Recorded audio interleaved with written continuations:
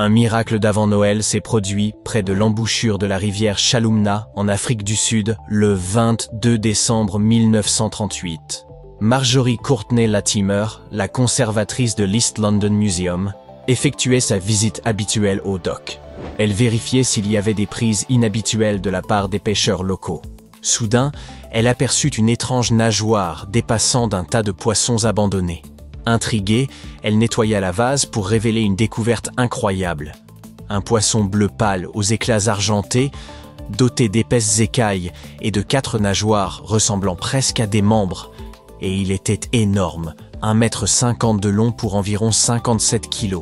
Marjorie était en fait spécialisée dans les oiseaux, mais elle avait toujours été fascinée par le monde naturel, y compris l'océan. Elle ignorait de quelle espèce il s'agissait, mais elle avait le pressentiment que c'était quelque chose de spécial. Elle fit donc charger le poisson dans un taxi pour l'amener à son musée. Elle consulta ensuite de nombreux livres de référence, mais malgré tous ses efforts, Marjorie ne réussit pas à identifier l'animal. Elle décida de le montrer au président du conseil d'administration du musée, mais il affirma qu'il ne s'agissait que d'un cabillaud ordinaire. Marjorie ne l'écouta pas. La créature la fascinait tellement qu'elle continua à l'étudier, et elle essaya même de la préserver en la faisant empailler, bien qu'elle ne pût pas sauver ses organes. Désespérée de trouver des réponses, elle contacta un expert en poissons, J.L.B. Smith. Malheureusement, il était absent à ce moment-là. Lorsque Smith vit enfin le dessin qu'elle lui avait envoyé, il fut instantanément intrigué. En janvier, il écrivit sa réponse à Marjorie, disant que le poisson l'empêchait de dormir. Il était impatient de venir le voir. Le 16 février, lorsqu'il arriva au musée et posa les yeux sur le poisson, il fut stupéfait. Soudain, il réalisa qu'il s'agissait d'un kélacanthe, une espèce que l'on croyait disparue depuis 66 millions d'années.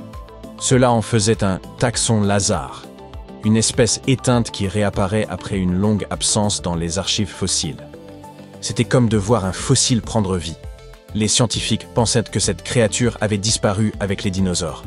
Grâce à la persévérance de Marjorie, cette découverte biologique fut considérée comme l'une des plus remarquables du XXe siècle. Le genre entier Latimeria a été nommé en son honneur. Le poisson vivait dans les eaux profondes depuis des millions d'années, sans que le célèbre astéroïde ait eu un quelconque effet sur sa destinée. Aujourd'hui, nous connaissons au moins 2 espèces de kélacanthes vivantes. Toutes 2 proviennent de cette ancienne lignée qui a survécu à l'épreuve du temps. Elles vivent principalement dans l'océan Indien, et quelques spécimens ont été repérés ici et là autour de l'Indonésie. Les kélacanthes ont une apparence et un comportement très différents des autres poissons. Leurs nageoires étranges bougent un peu comme des bras et des jambes humains. Ils ont aussi une articulation spéciale dans leur crâne qui leur permet de lever une partie de leur tête lorsqu'ils se nourrissent. C'est parce qu'ils sont liés aux tétrapodes, qui ont été les premiers à passer de l'eau à la terre. Michael Smith est un naturaliste britannique.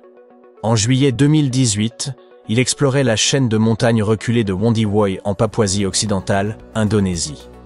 Il était à la recherche de rares et belles fleurs, les rhododendrons. Mais il photographia accidentellement une créature à l'air surprenant. Smith commença alors à s'intéresser à cet animal. Il organisa une seconde expédition, cette fois avec un guide local. 10 jours durant, il se fatigua à explorer les hauteurs montagneuses. Le terrain était difficile, avec une pluie constante, un sol glissant et des sangsues qui s'infiltraient dans les bottes. Alors qu'ils étaient épuisés et proches d'abandonner, le miracle se produisit. L'équipe repéra l'animal et le prit en photo. Ce petit être mignon s'avère être le kangourou arboricole de Wondiwoy, que l'on croyait disparu depuis 90 ans. Il avait été découvert une première fois en 1928. C'est une histoire triste. Un biologiste l'avait aperçu en étudiant la région. Mais par la suite, personne n'avait été en mesure de le retrouver. Mais il s'est avéré qu'il n'était pas du tout éteint. Il s'agit simplement d'une créature très furtive et rusée. Ce marsupial vit dans de petites forêts isolées, escarpées et brumeuses. Très peu de personnes s'y aventurent. Tout cela pour les raisons que nous avons mentionnées. Le terrain y est accidenté, les fourrés de bambou dansent et l'eau manque. Même les chasseurs locaux ne l'avaient jamais vu. Ils sont super mignons avec leur visage rond, leur fourrure roussâtre et une morphologie à mi-chemin du singe et de l'ours. C'est un type étrange de kangourou qui saute dans les arbres, pas sur le sol. Quand Michael Smith le redécouvrit, il contacta immédiatement des experts, y compris un spécialiste des kangourous arboricoles. Et sa découverte fut confirmée. Bien qu'il soit encore difficile de capturer ces créatures dans la nature, elles restent un mystère pour la science, et les scientifiques essaient de les protéger. En 1996, des chercheurs de la Wildlife Conservation Society se promenèrent dans le marché aux viandes de Takek, au Laos. Soudain, ils aperçurent un groupe de rats bizarres. Oui, cela peut sembler courant sur un marché, mais ce n'étaient pas des rats ordinaires. Au début, ils pensèrent qu'il s'agissait d'une nouvelle espèce.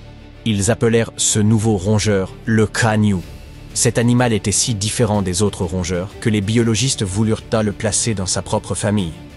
Mais en 2006, Mary Dawson et son équipe contestèrent cette idée. Ils suggérèrent que Kaniu appartenait en réalité à une ancienne famille de rongeurs qu'on croyait éteinte depuis 11 millions d'années.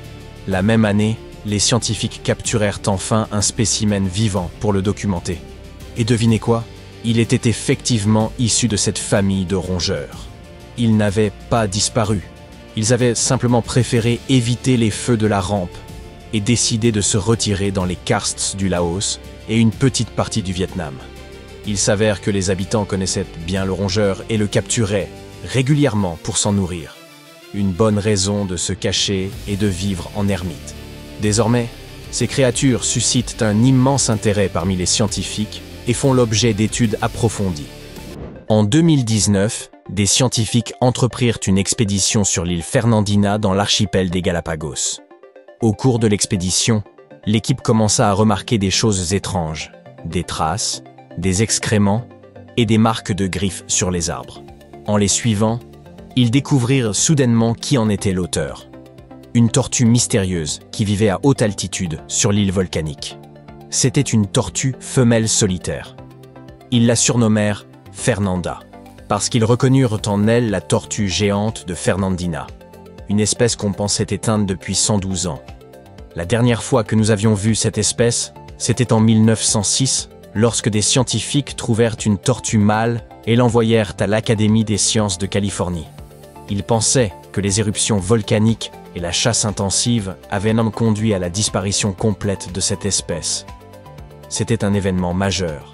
Cela représentait un espoir pour la survie de la tortue géante de Fernandina. Les gardiens de parc ont déclaré avoir vu les traces d'au moins 2 autres tortues. Peut-être pourront-ils donc les trouver bientôt. La Galapagos Conservancy a lancé une collecte de fonds pour soutenir de nouvelles expéditions. En juillet 2007, Luis Enrique Minguez, un chercheur à l'Institut d'écologie et de conservation, faisait de la randonnée à La Palma, une petite île des Canaries. Alors qu'il marchait dans la partie nord-est de l'île, il aperçut un lézard intéressant. Il mesurait près de 30 cm de long. Il le vit près d'un sentier forestier à environ 45 mètres au-dessus du niveau de la mer. Minguez prit une photo du lézard et la partagea avec ses collègues chercheurs. Après avoir vu les images, ceux-ci réalisèrent qu'il s'agissait du lézard géant de La Palma, disparu depuis très longtemps. Cette espèce était présumée éteinte depuis des siècles. On pensait qu'elle avait disparu au cours des 500 dernières années, en raison de la chasse par les chats et de la destruction de son habitat. Malheureusement, même s'ils étaient très enthousiastes au début, les choses ne se passèrent pas aussi bien la fois suivante. Ils effectuèrent quelques expéditions de suivi en octobre 2007, et puis d'autres encore. Mais ils ne revirent jamais plus le lézard. Il vit probablement dans des endroits très élevés et secs de l'île. Les chercheurs espèrent découvrir au moins quelques spécimens à l'avenir, afin de leur permettre de prospérer à nouveau.